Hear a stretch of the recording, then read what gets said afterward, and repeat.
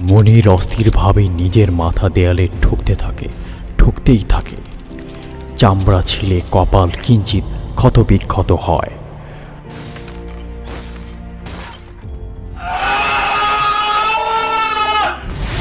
আচমকা ঘরে কোথা থেকে যেন তেলাপোকা বের হয়।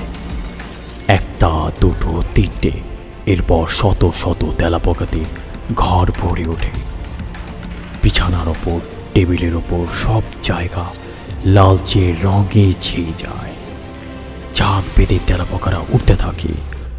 উড়ন্ত তেলাপোকাগুলোর পাখা থেকে এক ধরনের শব্দ তরঙ্গ সৃষ্টি হয়। এবারে হুলোটার আওয়াজ পাওয়া যায়।